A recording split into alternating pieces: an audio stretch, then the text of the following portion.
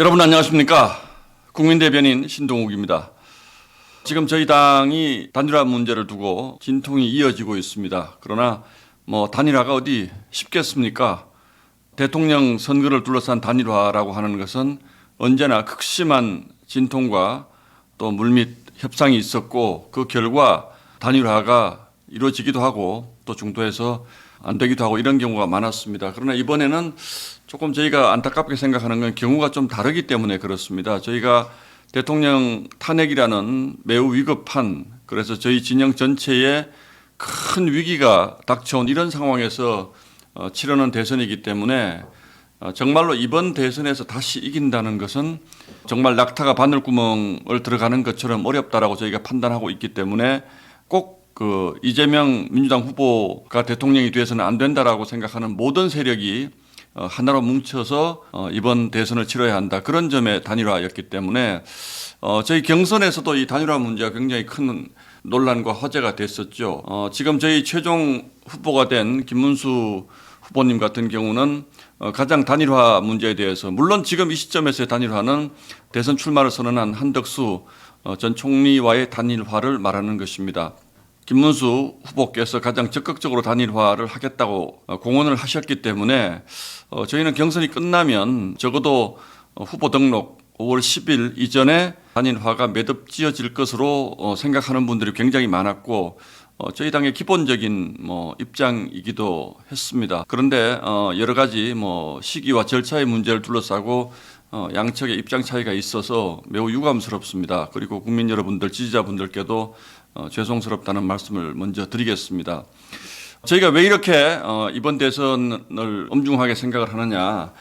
며칠 전에 이재명 대표의 공직선거법이 대법원에서 파기환송이 되었습니다. 유죄 취지로 파기환송이 되었습니다.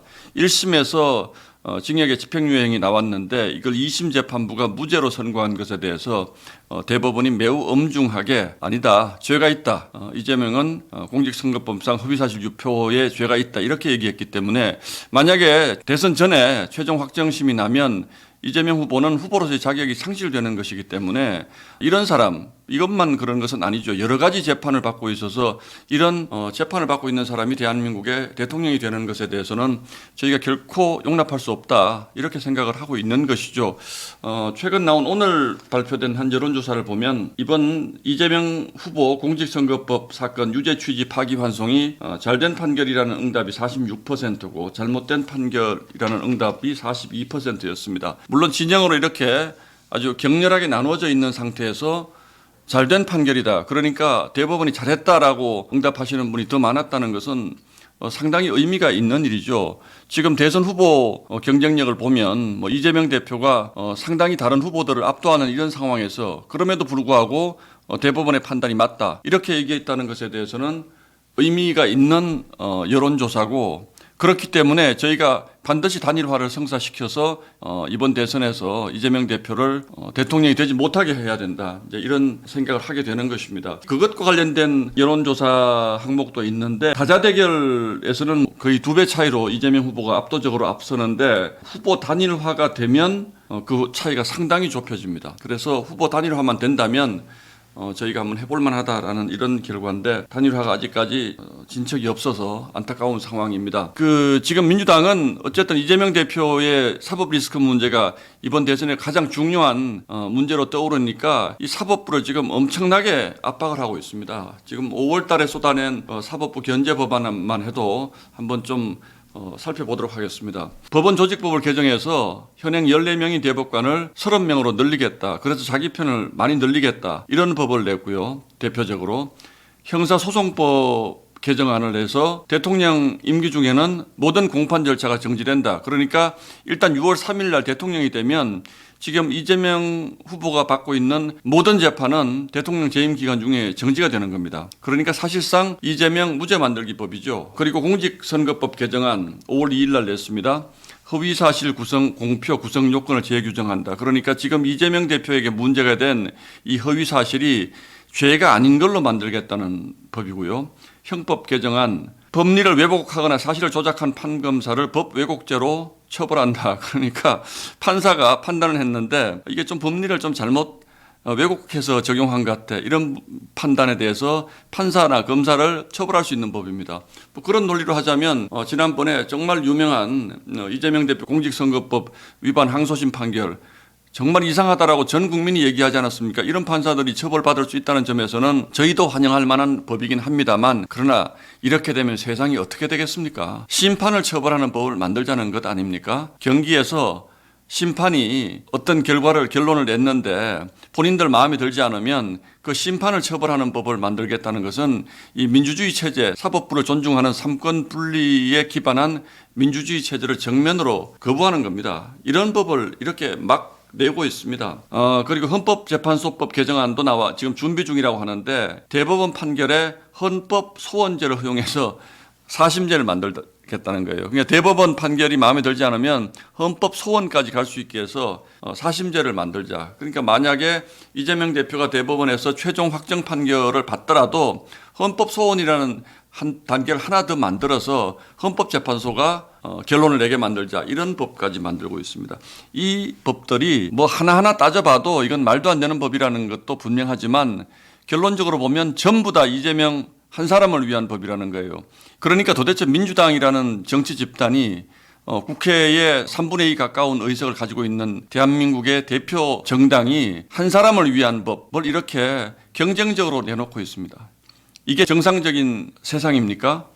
저희가 뭐 누가 권력을 잡고 누가 대통령이 되고 이런 것을 떠나서 국회에 다수 의석을 가지고 있다고 해가지고 이런 법 지주를 정면으로 반대하는 이런 법안들을 국회에서 막 내놓으면 이 나라가 대체 뭐가 되겠습니까?